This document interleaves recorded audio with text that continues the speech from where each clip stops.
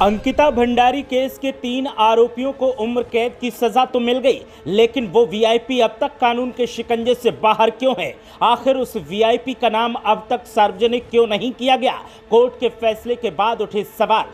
पुलकित आर्य को तो पकड़ लिया, लेकिन रिजॉर्ट पर बुलडोजर चलवाने वाले अब तक गिरफ्तार क्यों नहीं हुए? धामी सरकार को कांग्रेस ने सीधे सीधे निशाने पर लिया और कहा खाने के दांत और दिखाने के दांत और।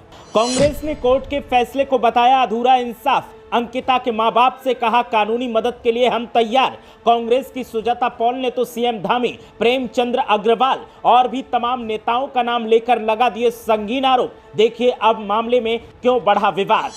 लेकिन ना तो रेणु बिष्ट के ऊपर कार्रवाई हुई, ना आज तक ही पता चला कि वो वीआईपी कौन है। इसका मतलब है कि सरकार ने उन्हें बचाया है। तथाकथित वीआईपी है, उस तथाकथित वीआईपी का नाम उजागर होकर उसको भी सजा न मिले, तब तक ये अपूर्ण है। ये वो सवाल हैं जो अंकिता भंडारी केस में कोर्ट के फैसले के बाद से लगातार उठ रहे हैं और इन सवालों का जवाब सरकार से मांगा जा रहा है। हर विरोधी दल, उत्तराखंड के आवाम और अंकिता भंडारी का परिवार बार बार पूछ रहा है कि वो वीआईपी कौन है जिसके कमरे में जाने के लिए अंकिता को बार बार पुलकित आर्य की तरफ से मजबूर किया जा रहा था। वो वीआईपी कौन है जिसकी वजह से अंकिता भंडारी को दर्दनाक मौत मिली? वो वीआईपी कौन है जिसके कमरे में जाने से अंकिता भंडारी ने इनकार कर दिया तो पुलकित आर्य, उसके दोस्तों ने मिलकर उसके साथ ऐसा सलूक किया कि आज पूरा परिवार दुख में डूबा हुआ है। पुलकित आर्य, अंकित और सौरभ को कोर्ट की तरफ से उम्र कैद की सजा जरूर सुना दी गई, लेकिन कांग्रेस पार्टी ने इस मामले में सवाल खड़े करते हुए साफ तौर पर कहा है कि यह इंसाफ अधूरा है और वीआईपी का नाम सामने क्यों नहीं लाया जा रहा है? आखिर वीआईपी को क्यों बचाया जा रहा है और अब तक इस मामले में वीआईपी की गिरफ्तारी क्यों नहीं हुई है? कांग्रेस पार्टी के गणेश गोदियाल ने अंकिता भंडारी के माता पिता से कहा है कि उम्र कैद की सजा का ऐलान तो हो गया है, लेकिन यह सजा अधूरी है। कानूनी सलाह, कानूनी मदद के लिए हम तैयार हैं। आप हमसे संपर्क कर सकते हैं। जरा सुनिए गणेश गोदियाल ने मामले पर क्या कहा। अंकिता भंडारी हत्याकांड में दोषियों के खिलाफ जो सजा का प्रावधान है उसमें उन्हें उम्र कैद की सजा मिली है।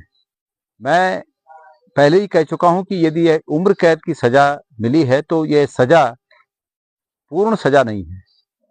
इसमें सख्त से सख्त सजा होनी चाहिए और सख्त से सख्त सजा यह है कि दोषियों को फांसी की सजा होनी चाहिए। इसके साथ साथ ये पूरा न्याय तब तक, ये पूरा प्रकरण तब तक, इस प्रकरण में न्याय नहीं माना जाएगा जब तक कि जो तथाकथित वीआईपी है उस तथाकथित वीआईपी का नाम उजागर होकर उसको भी सजा न मिले, तब तक ये अपूर्ण है। इसलिए यदि अंकिता भंडारी के माता पिता चाहें तो इस प्रकरण में कानूनी सहायता के लिए, मैंने पहले भी कहा है कि हम पूरी तरह तैयार हैं और इस फैसले को कोर्ट में इस रूप में चुनौती देनी चाहिए कि अपराधियों को फांसी की सजा हो और वीआईपी का नाम उजागर होकर वीआईपी को भी सजा मिले। सिर्फ गणेश गोदियाल ही नहीं, कांग्रेस की प्रवक्ता सुजाता पॉल ने एक बड़ा सा वीडियो जारी किया है और वीडियो में पुष्कर सिंह धामी, प्रेमचंद्र अग्रवाल और तमाम नेताओं का नाम लेते हुए सीधे सीधे आरोप लगाया है। वीआईपी को बचाने का आरोप लगाया है। बुलडोजर एक्शन जिसने रिजॉर्ट पर लिया था उसकी गिरफ्तारी ना होने पर सवाल खड़े किए हैं और भी तमाम ऐसी बातें कही हैं जो चौंका देती हैं। जरा सुनिए अंकिता भंडारी केस में कोर्ट के फैसले के बाद सुजाता पॉल कितनी गुस्से में नजर आई और इस अधूरे इंसाफ को लेकर उन्होंने कैसे पुष्कर सिंह धामी सरकार को सवालों में खड़ा कर दिया। आज बेहद दुखद दिन है। एक तरफ लग रहा है न्याय हुआ, दूसरी तरफ आधा अधूरा। ये इसलिए क्योंकि अंकिता भंडारी हत्याकांड में जो फैसला आया और सब कह रहे हैं आजीवन कारावास की सजा पुलकित आर्य उसके साथियों को मिली है, लेकिन सच्चाई तो ये है इस केस को कमजोर किया गया। साक्ष्य मिटाने वाली रेणु बिष्ट अब तक बाहर है, उसके ऊपर कोई कार्रवाई नहीं हुई। मुख्यमंत्री ने ट्वीट किया था कि बुलडोजर चला वनंतरा रिजॉर्ट पे, डीएम ने कहा उनको खबर नहीं, वो ट्वीट गायब हुआ। फिर रेणु बिष्ट ने जाकर दोबारा से वहां बुलडोजर चलाया और सारे साक्ष्य मिटा दिए थे।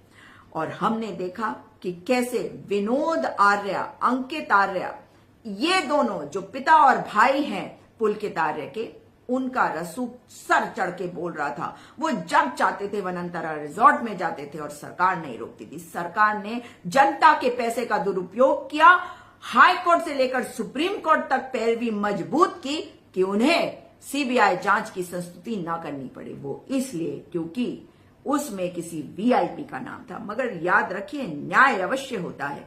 प्रेमचंद अग्रवाल ने उस वीआईपी को कमरा बताया था। आज उनकी राजनीति हाशिए पे आके खड़ी हो गई है और जिसने भी इस अन्याय में हिस्सेदारी करी है उनके साथ न्याय अवश्य होगा। हम सबको भी सावधान रहना पड़ेगा, क्योंकि जब यह मामला हाई कोर्ट में जाएगा, फिर सुप्रीम कोर्ट में, तो ऐसा ना हो कि सजा का क्वांटम कम करवाने की कोशिश विनोद आर्या का बेटा जब करे तो वो सफल हो। नहीं, हम अगर सावधान रहेंगे तो ऐसा नहीं होगा।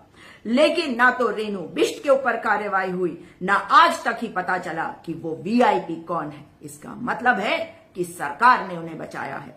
अब धामी सरकार ऐसा कार्य करने जा रही है कि अपने आप को बताएगी, वाह वाह, हमने सजा दिलवाई। सजा कोर्ट ने दी, और सिर्फ उन तथ्यों पर जो तथ्य पेश किए गए कोर्ट के सामने, और जो तथ्य आपके कारण छुपाया गया मुख्यमंत्री पुष्कर सिंह धामी जी, उसकी जिम्मेदारी तो आपकी है। उसकी सजा तो मिलेगी आपकी सरकार को।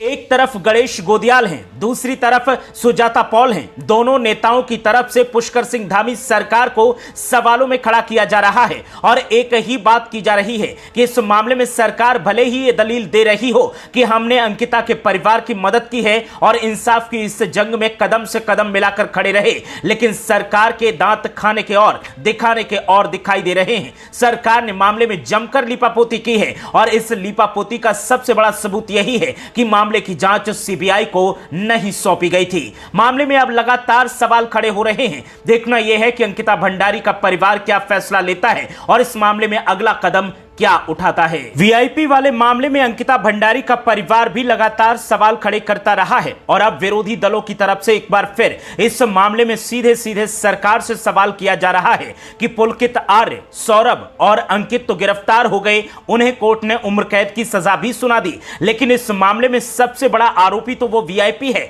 जिसकी वजह से अंकिता भंडारी के साथ ऐसा सुलूक किया गया और वो वीआईपी अब तक सामने नहीं आया है। उस वीआईपी का नाम अब तक नहीं ओपन किया गया है। आखिर क्यों उस वीआईपी को इतना वीआईपी ट्रीटमेंट दिया जा रहा है कि इतना बड़ा गुनाह उसकी वजह से हो गया, एक लड़की की जिंदगी उसकी वजह से खत्म कर दी गई और वो अब तक छुपा बैठा है। आखिर क्यों उसको बचाया जा रहा है? अंकिता भंडारी के केस में जिन जिन लोगों ने इंसाफ की मांग की, उन्होंने सबसे पहले उस वीआईपी का नाम उजागर करने की मांग की, लेकिन ना तो पुलिस ने इस मामले में कोई सवाल का जवाब दिया और ना सरकार की तरफ से कोई संतोषजनक जवाब अब तक मिला है। अब उम्र कैद की सजा का ऐलान 3 आरोपियों के खिलाफ तो हो गया, लेकिन वीआईपी का नाम लगातार पूछा जा रहा है, जिसकी वजह से पुलकित आर्य, अंकित और सौरभ गुनहगार बन गए, आरोपी बन गए, हत्यारे बन गए और अंकिता भंडारी जिंदगी से चली गई। लेकिन वो वीआईपी अब तक चुपचाप बना हुआ है, वो वीआईपी अब तक छुपा हुआ है। आखिर सरकार उसे सामने लाने के लिए तैयार क्यों नहीं है?